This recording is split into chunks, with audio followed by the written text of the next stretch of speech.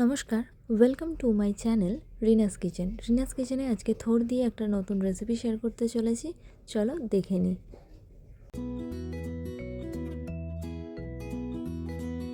এই রান্নার জন্য যেই জিনিসগুলো লাগবে চলো আগে রেডি করে নিই।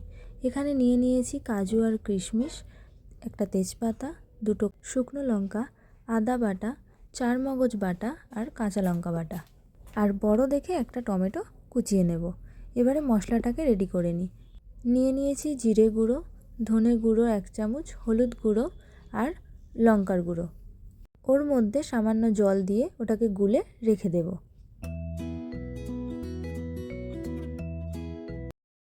এখন তেলটাকে গরম করে নেব।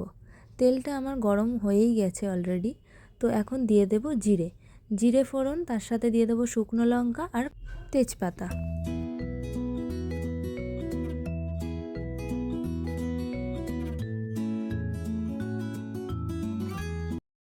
দেখো এখানে গোটা মশলাগুলো ভেজে নিয়েছি ভালো করে। গোটা মশলাগুলো ভাজা হয়ে গেলে তার মধ্যে দিয়ে দেব আদা বাটা আর কাঁচা লঙ্কা বাটা।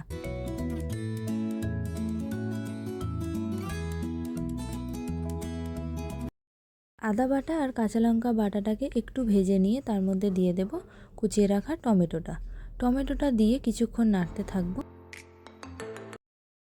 আর দিয়ে দেব পরিমাণ মতো নুনটা দেওয়ার পরে এখানটাতে যে মশলাটাকে রেডি করে রেখেছিলাম সেই মশলাটাকেও দিয়ে দেব। মশলাটা দিয়ে কিছুক্ষণ কষাতে থাকবো। আর ওদিকে বেটে রাখা চারমগজের মধ্যে একটু সামান্য জল দিয়ে ওটাকে একটু পাতলা করে নেব। তো চলো ততক্ষণ এটা কষিয়ে নিই।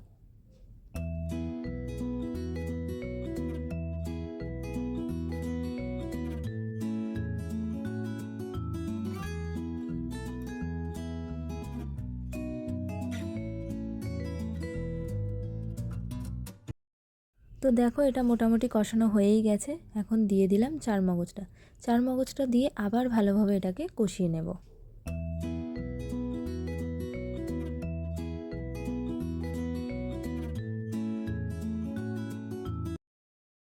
এটাকে ভালোভাবে কষিয়ে নিয়েছি, দেখতেই পাচ্ছ। এবারে এর মধ্যে দিয়ে দেব কাজু কিশমিশটা দিয়ে আবার ভালোভাবে একটু নাড়িয়ে চাড়িয়ে নেব যতক্ষণ না তেল বেরোবে। তেল যখন বেরিয়ে যাবে, দেখতে পাচ্ছ এখন কি সুন্দরভাবে এটা কষানো হয়ে গেছে। এবারে এর মধ্যে সিদ্ধ করা থোড়টা দিয়ে দেব।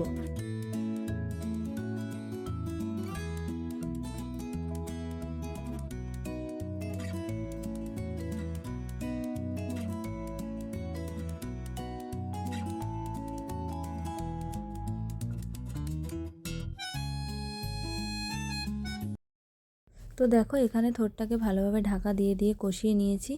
এবারে এর মধ্যে পরিমাণ মতো জল দিয়ে দেব, গরম জল দেব কিন্তু। যেহেতু আমরা একটু মাখা মাখা খেতে চাইছি তাই জন্য পরিমাণ মতো জলটা দেবো, যাতে বেশি ঝোল ঝোল না হয়ে যায়। ঝোল হলে ভালো লাগবে না।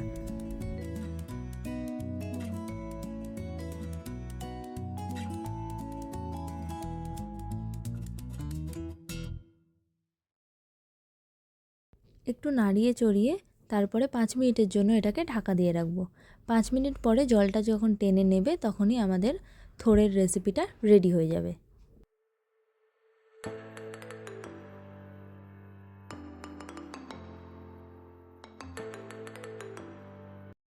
তো তরকারি তো প্রায় হয়েই এসছে। আমরা এটা নিরামিষভাবে বানিয়েছি। আপনারা চাইলে এটা চিংড়ি দিয়েও বানিয়ে দেখতে পারেন। চিংড়ি দিয়ে বানালেও খুব ভালো লাগবে। এখন এটা হয়েই গেছে প্রায়। তো 1 চামচ ঘি দিয়ে আর একটু গরম মশলা দিয়ে ভালো করে নাড়িয়ে চাড়িয়ে নিলেই আমাদের থোড়ের এই নতুন রেসিপিটা রেডি হয়ে যাবে।